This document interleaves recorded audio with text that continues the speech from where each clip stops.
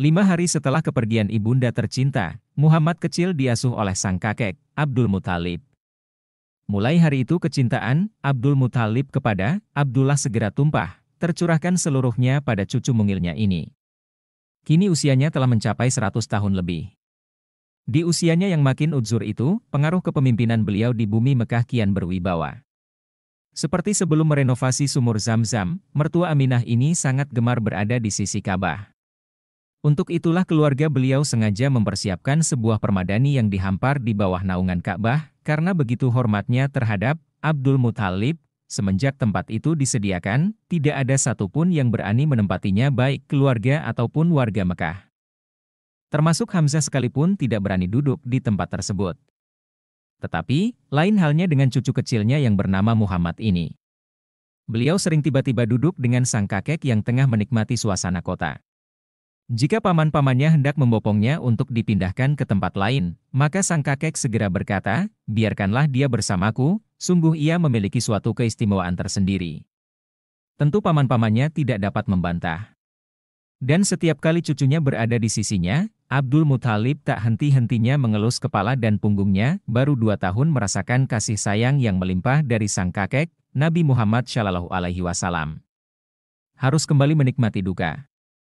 Sejarah mencatat, ketika usia Abdul Muthalib mencapai 120 tahun. Dan menurut yang lain 140 tahun, beliau terakhirnya. Tumpahlah segala kesedihan keluarga besar Abdul Muthalib terutama Nabi Muhammad SAW, yang kini harus ditinggal kakeknya. Entah seperti apa perasaan bocah itu, usia baru 8 tahun namun pengalaman pahit begitu kerap menghampirinya, lahir tanpa punya kesempatan beradu tatapan dengan ayahandanya. Disusul ibunya wafat tepat di pangkuannya setelah pulang dari ziarah ke makam suaminya. Wafatnya Abdul Muthalib membawa duka yang mendalam bagi seluruh penduduk Mekah. Kaum Quraisy merasa sangat terpukul dengan kepergian Abdul Muthalib, pemimpin yang bijak dan sangat mereka segani. Bahkan, pasar-pasar yang ada di kota Mekah tutup dalam waktu beberapa hari dalam suasana berkabung tersebut. Dan karena banyaknya pelayat, akhirnya pemakaman beliau sempat diundur selama 4 hari. Sepeninggalan Abdul Muthalib, Nabi Muhammad SAW kini diasuh oleh pamannya, Abu Thalib. Sesuai amanat orang tuanya, dengan begitu tulus, Abu Thalib juga sangat menyayangi Nabi Muhammad SAW. Sejak saat itu, berbagai upaya beliau curahkan untuk membahagiakan kemenakannya yang selalu didera kesedihan sejak masih dalam kandungan. Bahkan karena begitu sayangnya terhadap Nabi Muhammad SAW, beliau tidak akan dapat menejamkan mata sebelum putra saudaranya itu berada di sisinya. Ketika Nabi Muhammad SAW bergabung dalam keluarga Abu Thalib, kondisi perekonomian beliau kurang begitu menguntungkan. Meskipun sekali 2 kali beliau mampu melakukan perdagangan keluar daerah. Namun hasil yang didapatkan hanya mampu untuk mencukupi kebutuhan keluarga.